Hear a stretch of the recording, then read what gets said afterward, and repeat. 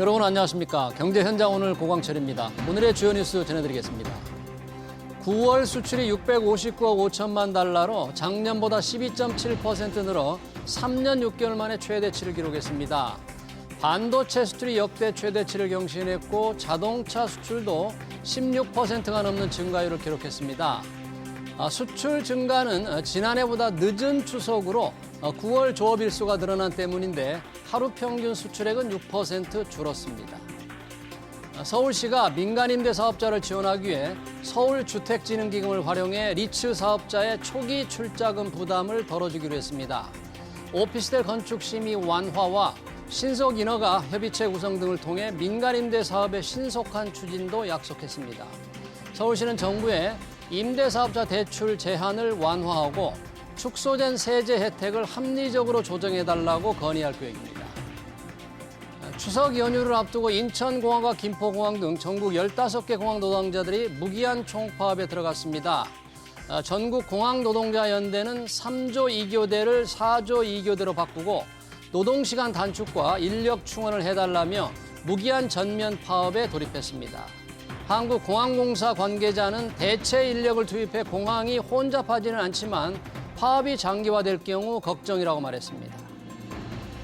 취약계층과 소상공인들의 빚을 탕감해주기 위한 배드뱅크인 세도약기금이 출범했습니다.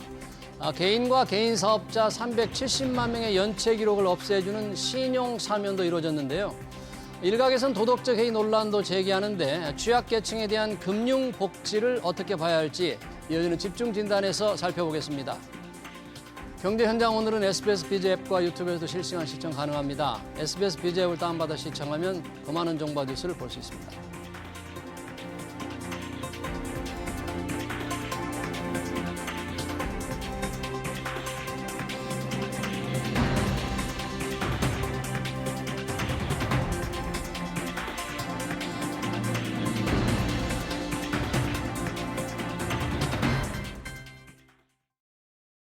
네, 경제 상황이 극단적으로 악화되면 빚더미에 시달리는 소상공인들이나 서민들은 자력으로 수렁에서 빠져나오기가 어렵습니다.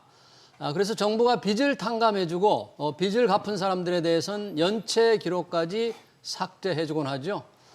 이런 조치를 두고 성실하게 빚을 갚은 사람은 상대적 박탈감을 느낄 수 있다. 부채 탕감이 남용되면 건전한 금융 질서가 무너진다는 지적도 나옵니다. 두 분은 어떻게 생각하는지 얘기 나눠보겠습니다. 주동원 한양대 경제학부 교수, 이성원 한국중소상인자영업자연합회 사무총장 나오셨습니다. 어서 오십시오. 네, 안녕하십니까. 자, 이재명 정부가 이제 민생경제 회복을 지원하기 위해서 취약계층에 대한 금융 지원을 다양하게 시작하고 있습니다. 새 도약기금, 이른바 배드뱅크가 출범했고요.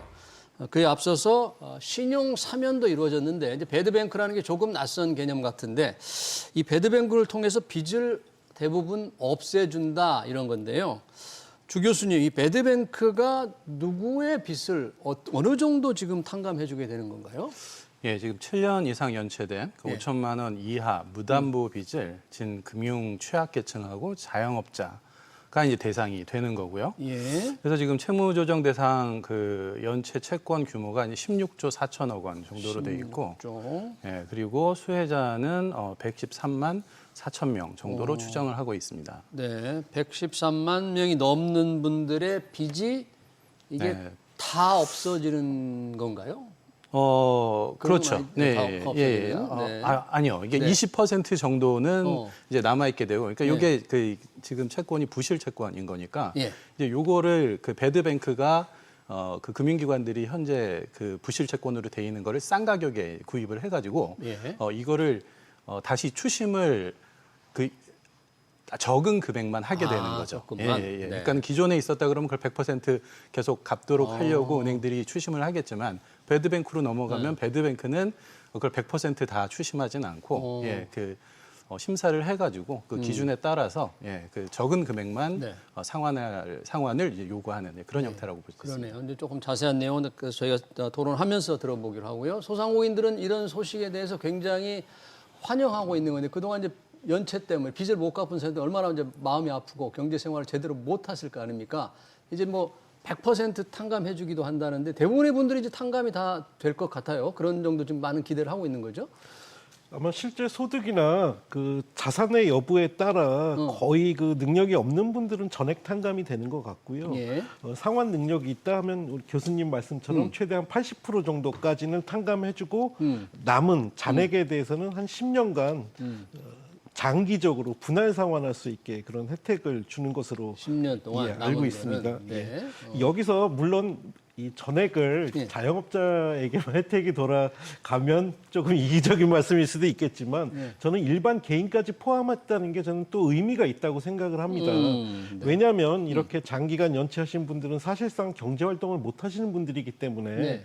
이들의 부채를 탕감해주고 이들이 다시 경제활동을 하게 함으로써 이들이 또 소비를 할 수 있는 결국 그것이 자영업자에게는 또 매출로 돌아올 수 있기 때문에 예. 그런 것 소비 어떤 활성화까지도 고려된 정책이라고 저희는 생각을 하고 있습니다. 예, 이제 대상자가 113만 명이 넘고 그 사람들이 지금 지고 있는 빚이 한 16조가 넘는다고 그랬잖아요. 그걸 이제 배드뱅크에서 좀 아주 싸게 사가지고 네. 다 갚은 걸로 해주고 없는 걸로 하거나 아까 최대 80% 깎아주는데 네. 다 없는 걸로 하는 것과 네.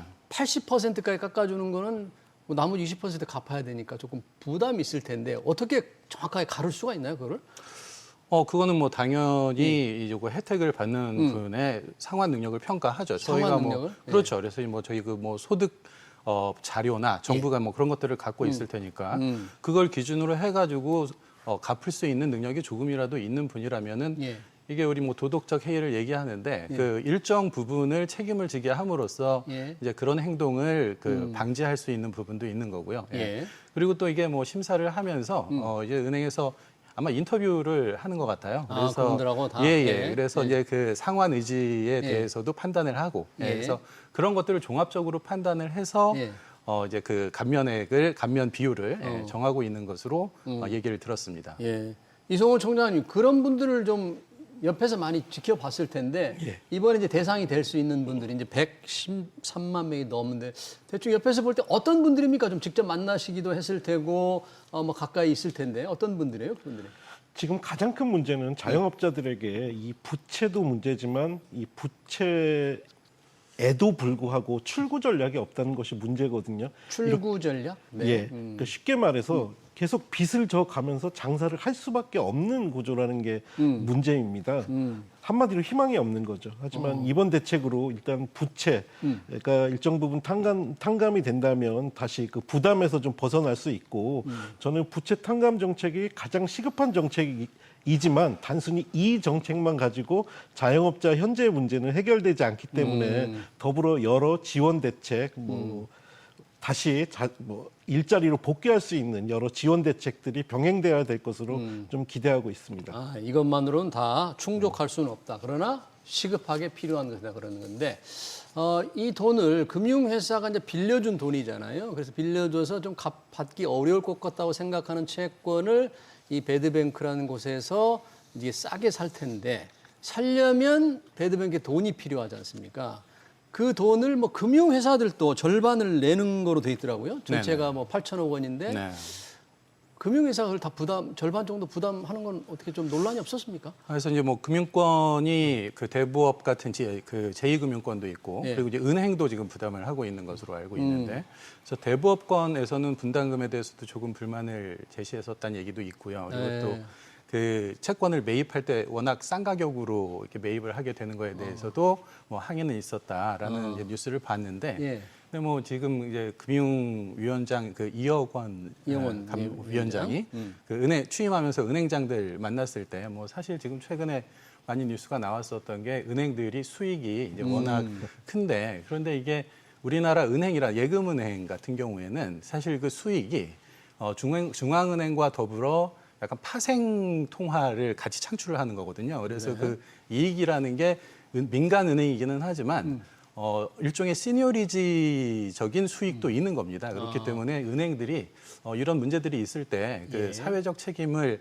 다해야 한다라고 이제 위원장도 얘기를 한 거고 거기에 대해서 은행장들도 공감했다라고 얘기를 들었습니다. 네, 금융위원장이 뭐 이렇게 얘기하는데 공감하지 않기가 어렵긴 하죠. 은행장들이 물론 공감하는 그런, 척이라도 예, 좀 해야 될 것 같아요. 그럴 수도 있지만, 예, 근데 아까 이제 말씀드린 대로 네. 기본적으로는 은행이라는 것이 민간이면서도 공적 기능을 하고 있기 때문에 예. 예, 이런 사회적 책임을 다 하는데 망설이면 안 된다라고 생각을 합니다. 네, 은행들의 이제 사회적 책임 차원에서 이 부실 채권을 사는 돈의 절반을 이제 나머지 절반은 이제 정부가 되는 거잖아요.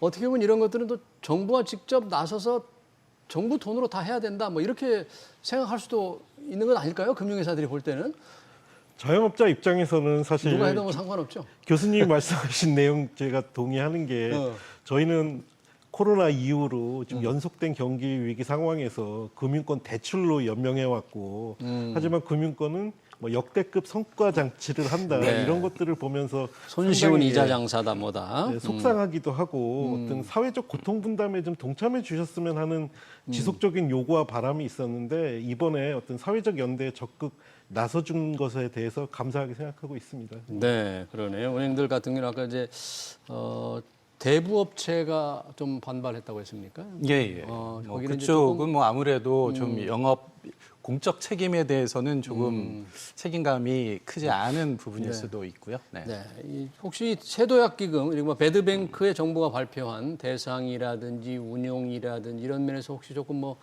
보완이 필요하다거나 조금 더 바람직한 방향이 필요하거나 혹시 뭐 그런 것 좀 있을까요? 이 정도로 출발하면 되겠습니까? 네, 조금 두고 봐야 될 것 이거는 같습니다. 네. 지금 세도약기금과 비슷한 성격이 이 신용 사면입니다. 이거는 이제 빚을 다 갚은 사람들, 연체 오래 했다 갚은 사람들한테 연체 기록을 이제 다 없애주는 건데 이번에 신용 사면 대상도 뭐 370만 명이나 네네. 되는데 어떤 사람들입니까? 이게 사면을 받게 되면 어떻게 달라지는 거예요? 이제 사면은 이게 저희가 은행이나 금융권에서 돈을 빌리고 갚지 않으면은 저희가 이제 신용 등급이 이제 매겨지고 그래서 그 신용 등급에 따라서 금융 활동에 제약을 받게 되거든요. 네. 근데 이거는 빚을 탕감해 주는 게 아니고 올해까지 그 빚을 전부 다 갚으면 그럼 이제 빚을 다 갚아도 원래 그런 기록들은 남아 있게 돼 있는데 그러니까 그 신용 그렇죠. 불량 기록이나 예. 뭐 그 신용 등급이 낮아진 신용 평가 그 점수가 낮아진 그 상태가 유지가 되는데 지금 요 제도를 통해서 예. 이제 그 우리가 그 감옥 갔던 사람들 그 다시 이렇게 복구시켜 주는 것처럼 그 기존의 그 나쁜 신용 기록을 삭제해 주는 없는 걸로 해버리는 거죠. 그래서 네. 요거는 그래서 이제 뭐 일단은 빚은 다 갚아야 조건이 됩니다. 네. 다 갚고 나면 이제 정상적인 경제 생활을 할 수 있게 되나요? 지금은 대출이나 뭐 카드 발급도 안 되는 분들이 이제 가능하게 되는 건가요? 어떻게 보면? 예, 그래서 신용사면도 사실은 자영업자들에게 굉장히 큰 도움이 될 수 있는 게 이제 첫 번째는 이 신용불량 상태에서 신용회복이 이루어지지 않고 있으면 지금 말씀해주신 대로 신용거래가 거의 안 되기 때문에 일례로 식당 사장님이 식자재를 좀 구매를 하려고 해도 현금이 없을 때 사실은 신용카드를 쓰는 게 사실상 거의 불가능합니다. 신용카드 발급이 안 되는 거죠. 예, 그런 상태이기 때문에 또 그것을 포함해서 기존에 그렇게 신용도가 떨어지셨던 분들을 신용을 회복함으로 인해 그들이 또 다시 신용거래를 통해서 소비를 할 수 있고 자영업자를 포함해서 네. 또 그 소비가 이 골목상권의 활성화에 분명히 도움이 될 수 있기 때문에 저희는 신용 회복도 일종의 단순히 그들의 신용을 복귀시켜 준다는 것뿐만 아니라 이들의 더 경제 생활을 더 활성화하는데 도움이 된다고 판단을 하고 있습니다. 예, 근데 이게 배드뱅크로 인해서 배드뱅크로 빚을 탕감해주고 연체 기록을 다 없애준다. 물론 연체 기록을 없애주려면 빚을 다 갚은 사람들에 한해서 하긴 합니다만 그럼에도 불구하고 이제 370만 명이나 이렇게 신용사면을 없애준다고 하니까 좀 문제가 있지 않느냐, 뭐 부정적인 의견들도 적지 않은데 혹시 어떤 문제가 있을 수 있어요? 이런 문제가? 뭐 이런 얘기 나오면은 항상 얘기하는 게 도덕적 회의를 얘기를 하는 건데요. 예. 근데 이 문제와 관련해 가지고 그 경제학계에서 존경받는 학자인 전성인 교수, 홍익대학교 전성인 교수가 그 신문 컬럼에도 많이 이제 쓰고 하셨는데 이런 질문을 한 컬럼에서 하시더라고요.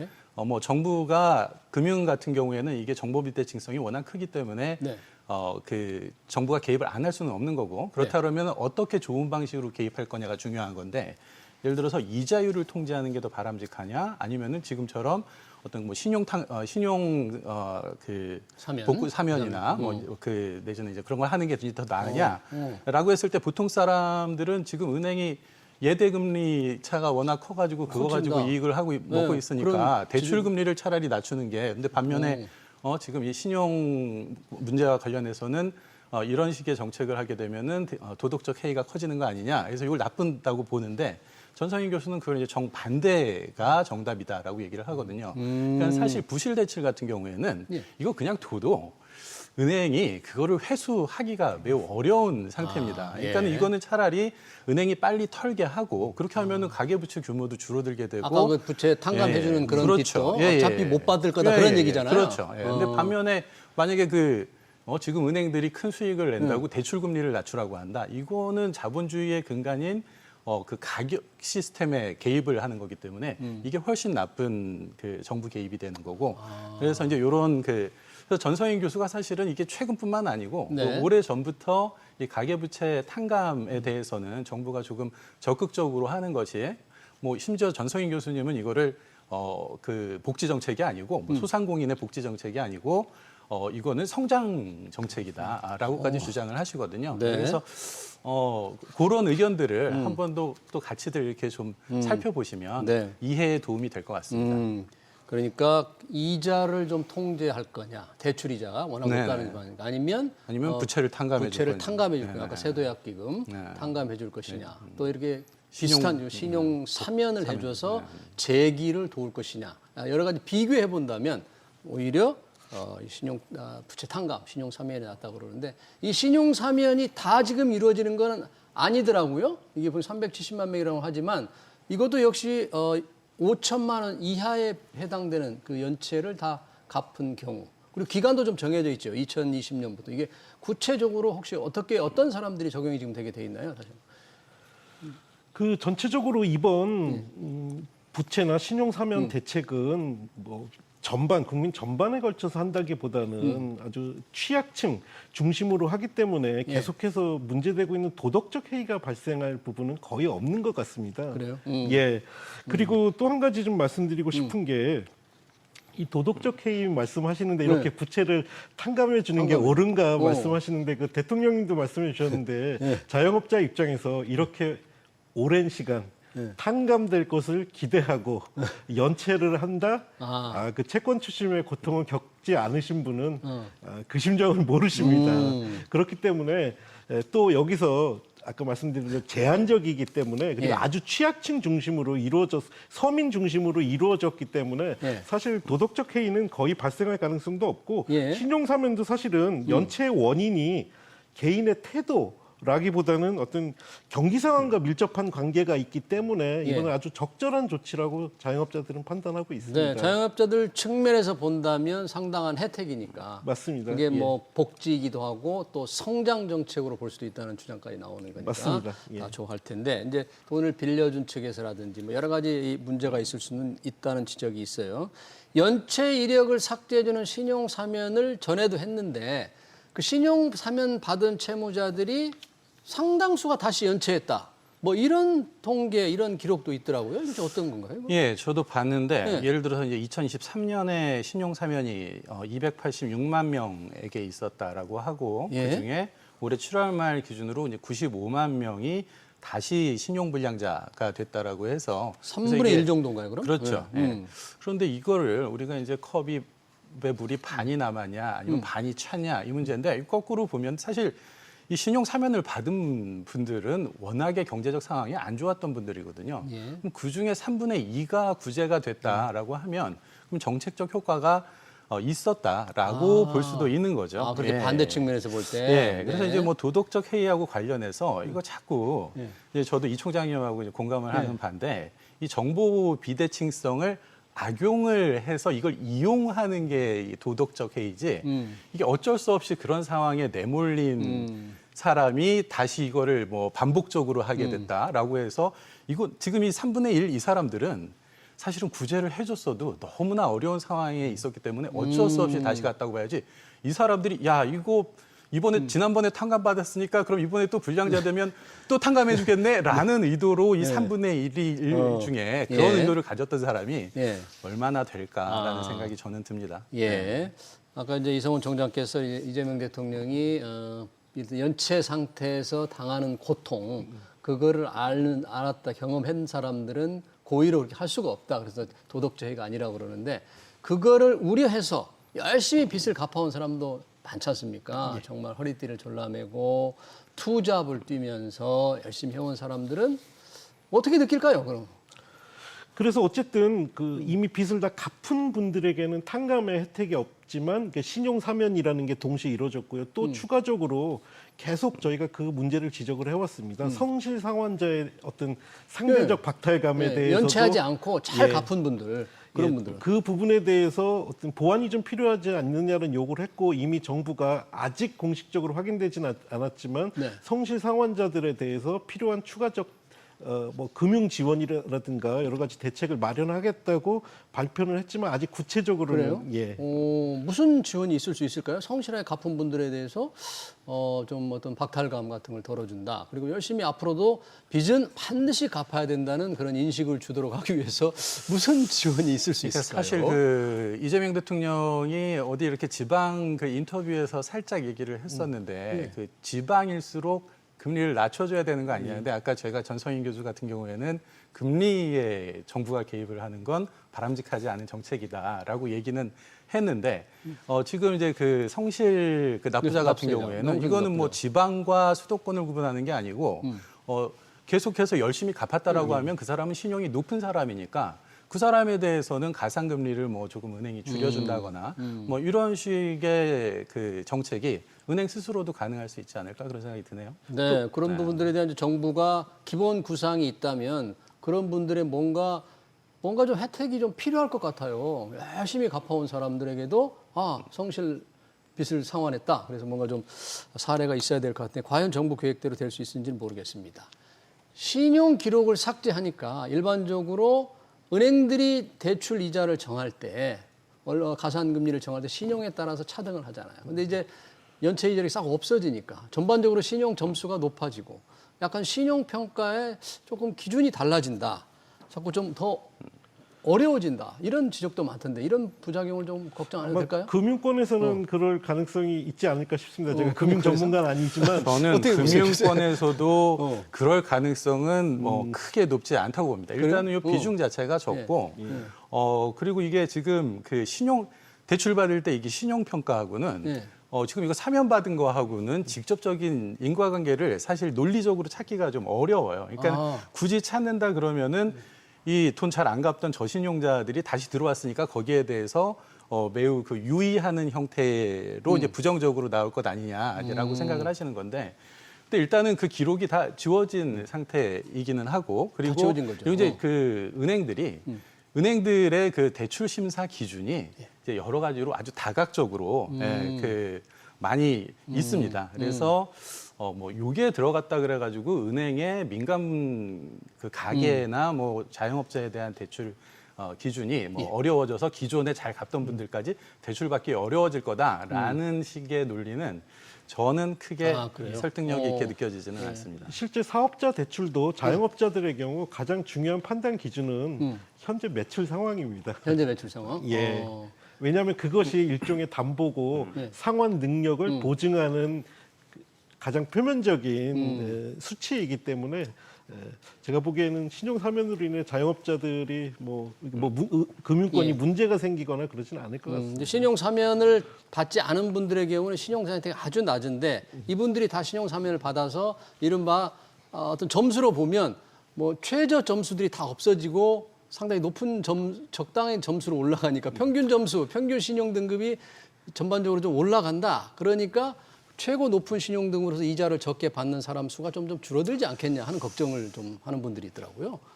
예, 그게 이제 뭐 아까 그냥 말씀드린 대로인데, 그거는 그 말씀드린 대로 제가 뭐 대출 업무를 직접 해본 건 아니지만 물론 이제 대출을 받아서 집을 사느라고 이제 심사를 받은 경험이 있는데, 그런 기준들을 보면 은행에서 나름대로 그 대출 심사를 위한 개량적인 모형들이 있고, 그래서 이제 그걸 토대로 하기 때문에 그리고 이제 지금 그 그런 사람들의 비중이 네.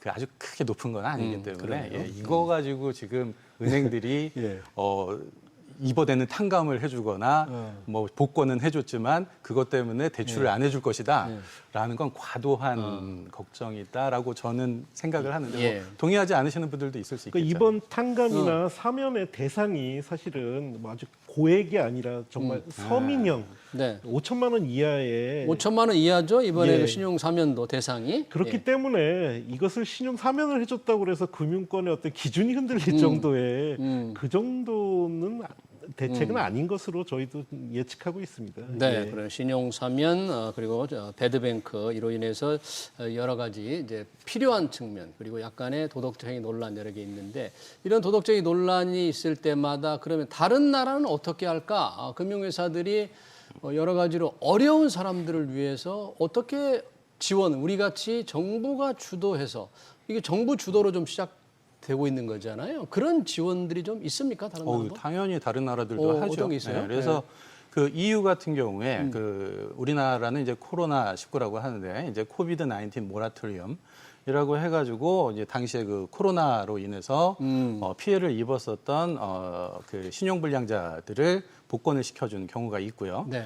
그리고 이제 미국 같은 경우에는 상당히 자본주의적임에도 불구하고 사실 또 미국은 그 대학 학비가 비싸가지고 그리고 학자금. 우리는 부모들이 학비를 내주지만 미국은 다 학생들이 빚이죠. 대출을 대출 받아가지고 받죠. 이렇게 고통스럽거든요. 그래서 트럼프 정부는 할 리는 없고 그 바이든 정부 때 스튜던트 론 포기브니스라고 해서 한 3년 정도 계속 그 프로그램을 진행을 한 적이 있고요. 학자금 대출을 다 탕감해줬어요? 그렇죠.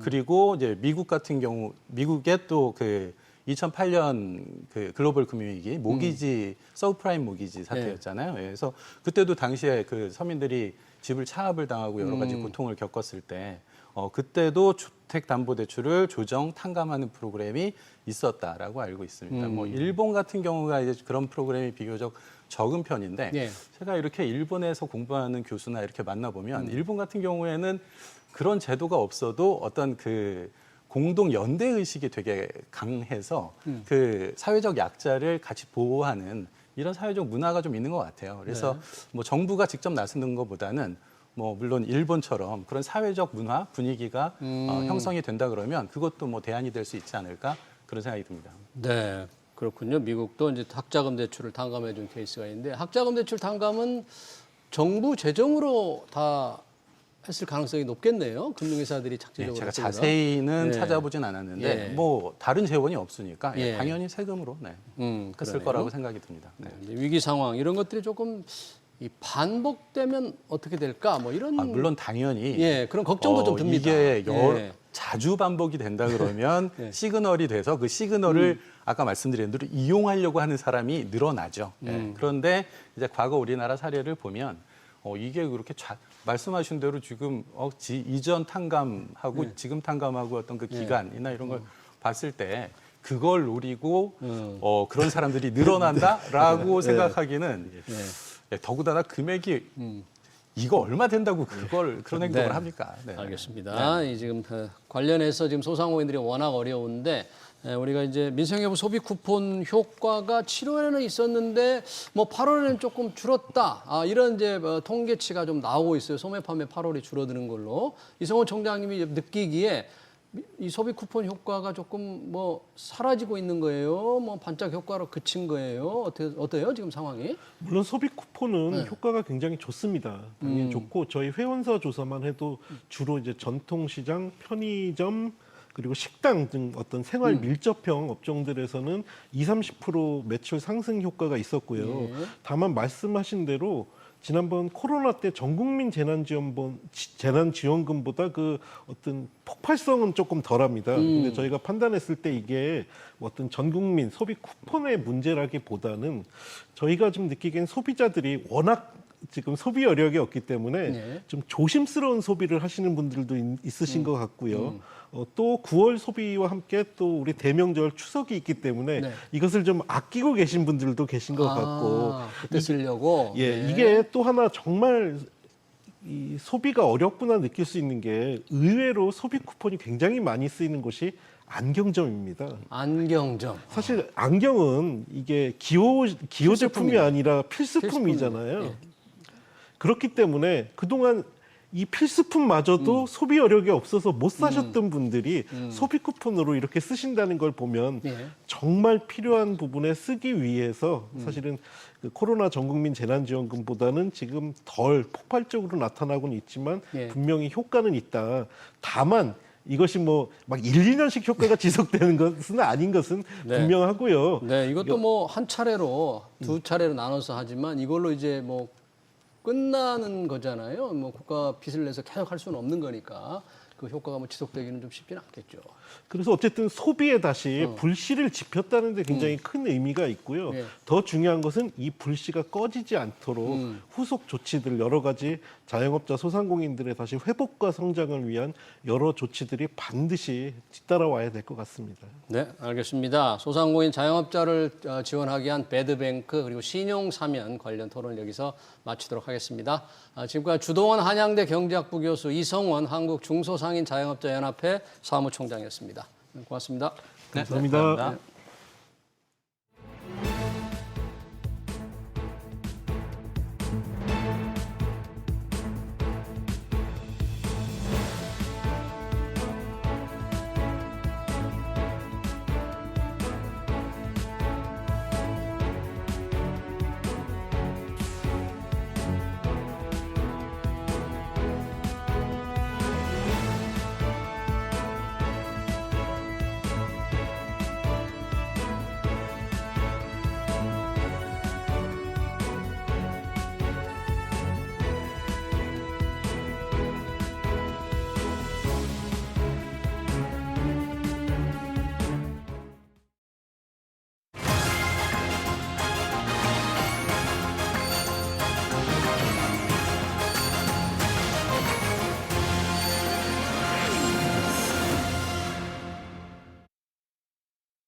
네, 트럼프 행정부가 전 세계에 품목 관세를 줄줄이 부과하고 있습니다. 대형 트럭의 반도체의 의약품에 이번엔 목재 제품까지 곤혹스러운 건 피할 방도가 없다는 겁니다.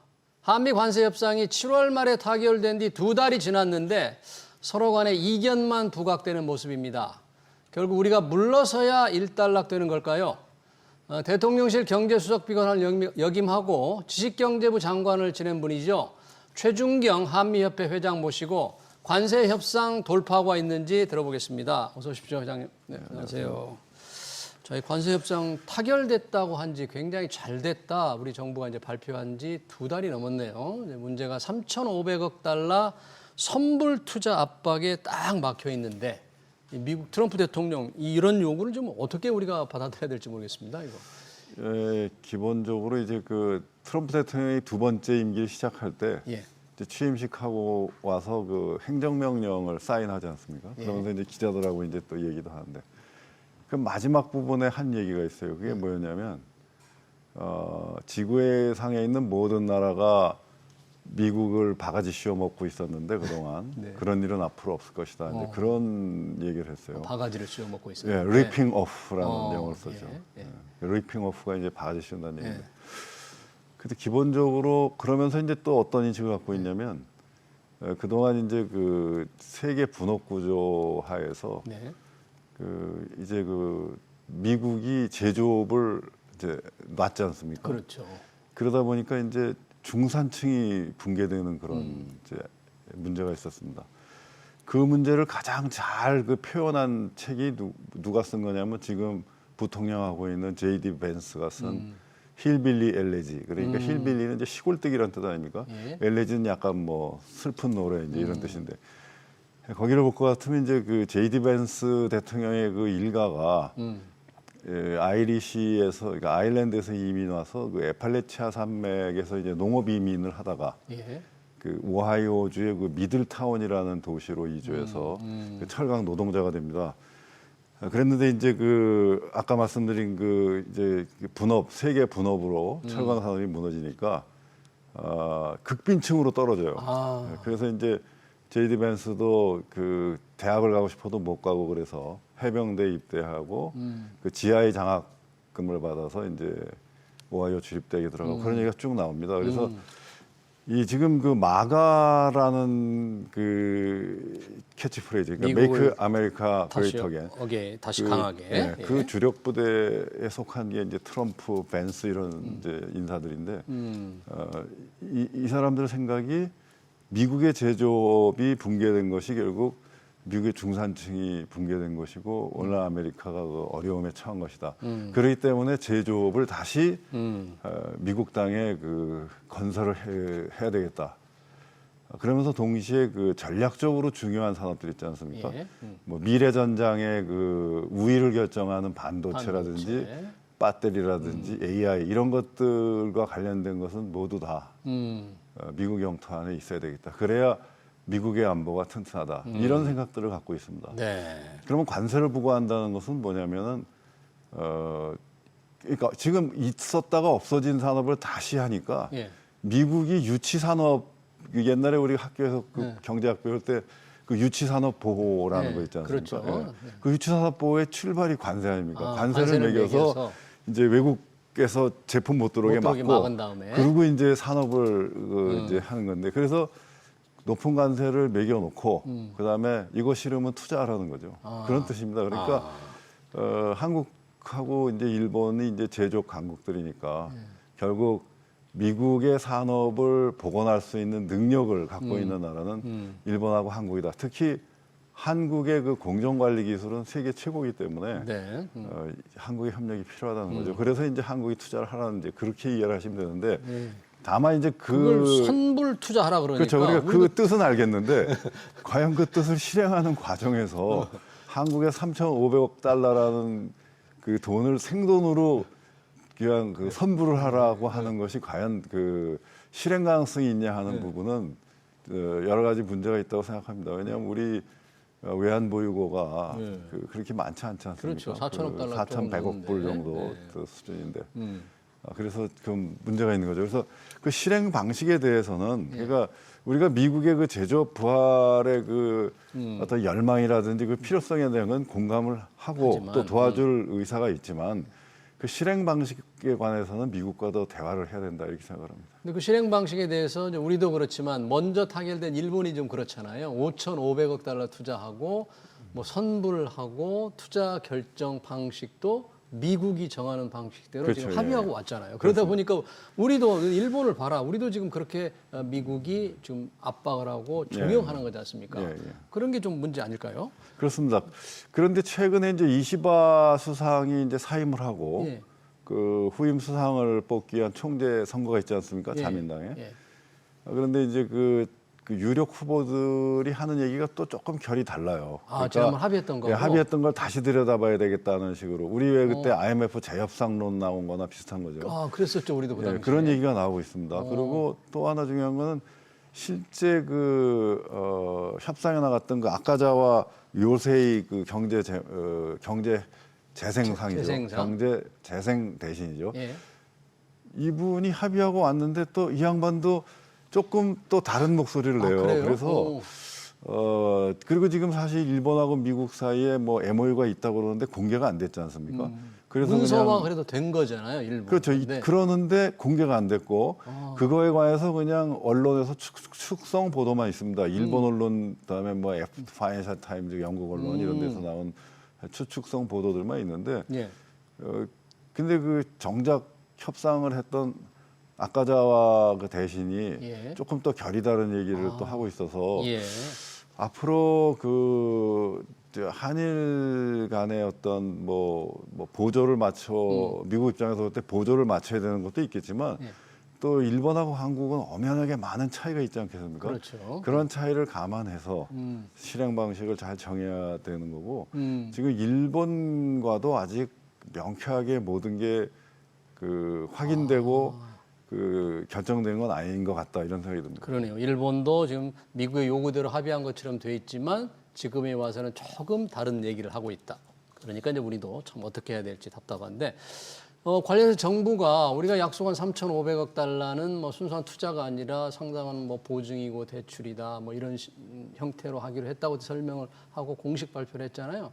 그러면서 워낙 규모가 크니까 아까 회장님 말씀하신 대로 이 외환 문제가 있으니까 통화 스와프, 무제한 한미 통화 스와프를 필요 조건이다. 이거는 최소한의 필요 조건이다.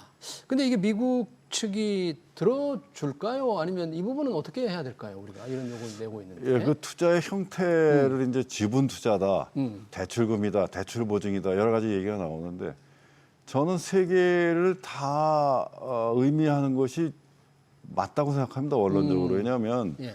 기업을 할 때 그 투자 자금을 마련할 때 뭐 잘 아시다시피 자기 돈으로 하면 지분이고 예. 또 장기 자금을 빌려오면 그거는 이제 타인 자본, 예. 부채고 이렇게 된 거 아니겠습니까? 예. 또는 자회사에서 이제 투자할 때 거기에 대해서 보증을 한다든지 뭐 자회사 대출에 뭐 보증을 한다든지 이런 게 있지 않겠습니까? 예. 그러니까 기업을 운영하는 데 있어서 그러니까 우리가 이제 예를 들어서 미국과 합의한 분야의 어떤 기업을 미국에 세운다 그러면 예. 그 기업의 자본금만 늘리는 쪽으로 투자가 이루어지는 건 아니지 않습니까? 그렇죠. 그러니까 그 기업의 자본금을 투자할 수도 있고 또 아니면 그 기업이 필요한 돈을 우리 금융기관들이 꿔줄 수도 있는 거고 또는 그 기업이 어떤 차입행위, 회사채를 발행한다든지 할 때 그 보증행위를 할 수도 있는 거기 때문에 그 부분은 대화를 더 하다 보면 어느 정도 접근점이 나오지 않을까. 그래서 저는 예. 그 우리 정부의 입장이 저는 논리적으로 타당하다고 타당하다. 생각합니다. 예, 네. 그거는 뭐 기업의 그 재무 관리나 또는 회계 이런 거를 제대로 이해하고 있는 사람들이 보면은 너무나 당연한 기업 운영 방식이거든요. 예. 그리고 이제 통화 수합 문제는 이렇습니다. 그 미국 당국은 어쩌면 이제 뭐 일본이나 한국이 뭐 비슷하지 않냐. 예. 일본이 했으니까 너희도 해야 된다 이렇게 말씀하실지 모르지만 예. 자세하게 들여다보면 굉장히 큰 차이가 있지 않습니까? 예. 우선 그 일본의 옌이라는 돈은 그걸 들고 국제시장에 나가서 예를 들어서 이제 옌 들고서 파리에 있는 그 아무 은행이나 들어가서 나 이거 유로로 받고 싶다 그러면 그냥 다 바꿔줍니다. 바꿔주는 바로 거죠? 바꿔줘요. 환율만 있으면. 예. 한번 원화 그 5만 원짜리 다발 들고 가보십시오. 예. 이거 뭐냐고 우리 이런 거 안 다룬다고 그럴 거예요. 다시 말해서 그 이 통화의 국제성, 예. 국제 유통성이라는 측면에서 그 제페니즈 옌하고 코리안 원은 너무나 큰 차이가 있다. 그 부분에 대해서 반드시 주의를 기울여야 된다고 생각합니다. 제가 예.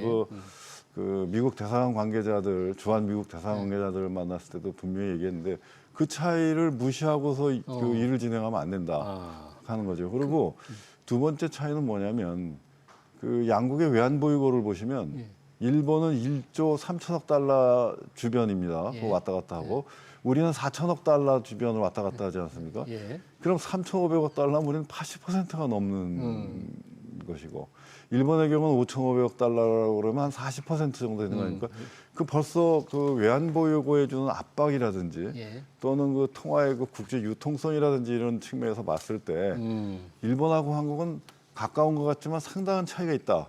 그 점을 예. 그 미국의 그 어떤 산업 라인, 예. 그러니까 뭐 그 미국의 저 이제 상무성하고도 얘기해야 되겠지만 네. 미국의 재무성의 그 국제금융 라인들하고 좀 대화를 더 진지하게 해야 되지 않을까 이렇게 네. 생각을 합니다. 이 또 하나 문제가 비자 문제잖아요. 그 조지아주 현대차 LG엔솔 합작 공장에서 우리 근로자들의 비자 때문에 쫓겨났는데 최근 이제 비자 문제를 협의해서 미국과 실무 워킹 그룹을 하면서 이 단기 상용 비자 있잖아요. B1으로 가서 설치하는데 조금 문제가 없을 수 있도록 하겠다는 얘기도 들었다는데 우리는 지금 전문직 비자를 요구하고 있는 그렇죠, 상태잖아요. 예. 근데 이게 이렇게 해서 조금 해결이 될 수 있을까? 단기 상용 비자로 해서 우리 기업들이 다시 근로자를 보낼까 하는 의문도 듭니다. 어떻게 해야 될까요, 이거? 그 B1 비자하고 에스타로 잠정적으로 일할 수 있게 했다고 합의를 했다고는 얘기는 들리는데 만약에 그 합의가 있었다면은 그거는 사실 지난번 그 조지아주 사태는 미국 당국으로서도 조금 당혹스러운 거였거든요. 왜냐하면 그 법을 위반한 건 사실이니까요. 그 당시에. 그죠? 그렇죠. B비자하고 B1 비자하고 에스타로 취업을 한 상태니까 네. 그 위법인 건 맞는데 사정을 뻔히 알면서 그것도 가서 또 현장 진압을 하려니까 굉장히 좀 어려웠을 겁니다. 근데 다만 그게 그 내부의 그 지역적인 어떤 정치 어떤 과정에서 어쩔 수 없이 노출이 되면서 그 조치를 할 수밖에 없었던 거기 때문에 예. 사실 미국 당국도 그렇게 즐거운 마음으로 한 건 아닙니다. 또 한국도 상당히 또 곤혹스러웠죠. 그러니까 이제 그 근본 해법은 그 지금 말씀하신 그 전문직 비자를 빨리 내주고 빨리 받아야 되는데. 쿼터를 늘려주고 신속하게 처리하고 해야 되는데 그게 느려지니까 이제 잠정적으로 그런 비원하고 그 에스타까지도 좀 같이 좀 하자 이런 이제 그 굉장히 그 소위 말해서 이제 그 단기 잠정적인 임시 조치를 조치인데. 이제 하겠다는 거죠. 어떻게 보면 그런 식으로 규정을 바꾼다기보다는 그렇게 하는 걸 묵인하겠다는 뜻이라고 해석하기도 좋을 것 같고요. 저는 장기적으로는 자 이제 기술하고 자본이 가지 않습니까?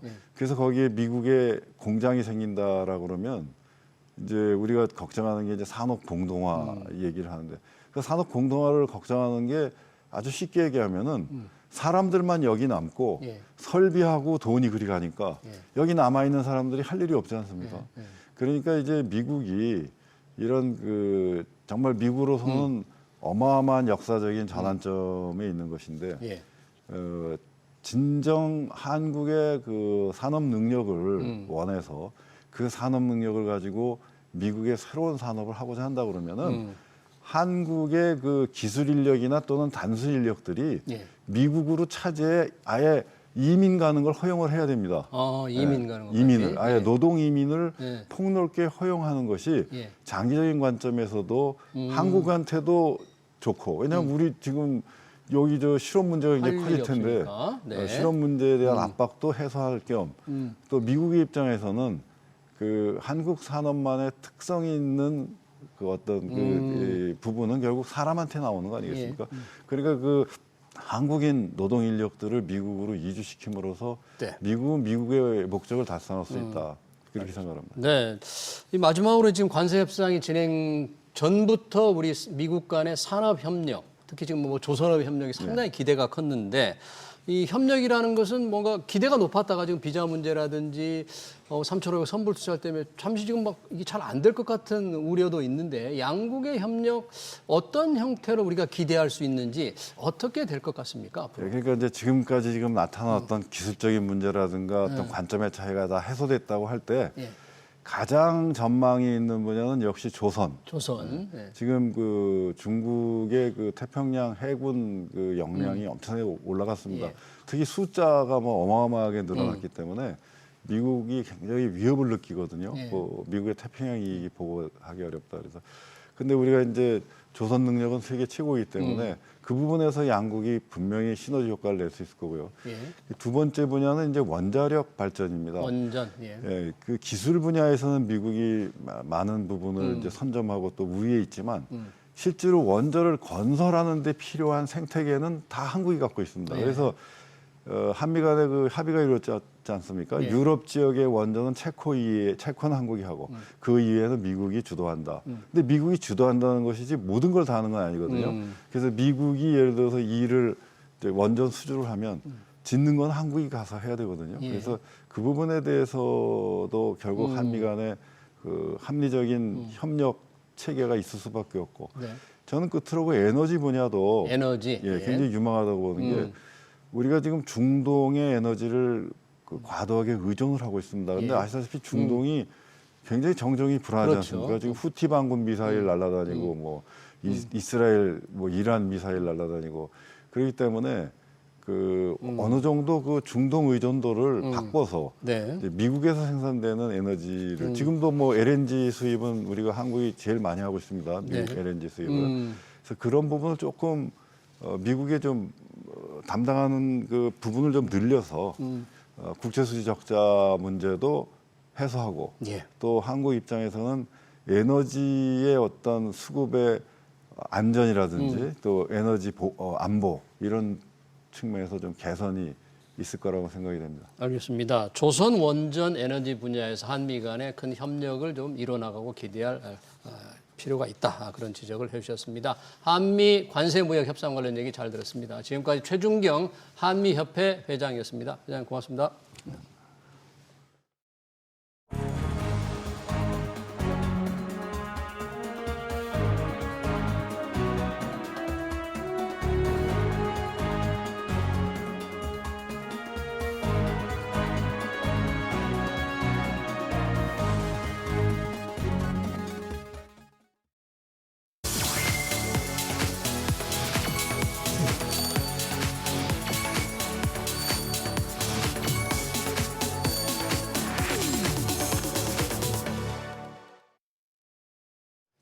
네, 취약계층과 소상공인들의 빚을 없애주는 배드뱅크가 출범했습니다.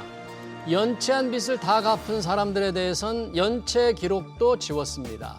빚의 족쇄에서 벗어나 정상적인 경영 활동을 할 수 있도록 돕겠다는 특단의 대책인데요. 도덕적 해이 비판도 나옵니다. 하지만 빚으로 삶이 무너져 내린 취약계층의 재활 지원은 필요하죠. 문제는 선심성 지원이 정치적 이벤트로 흐른다는 점입니다.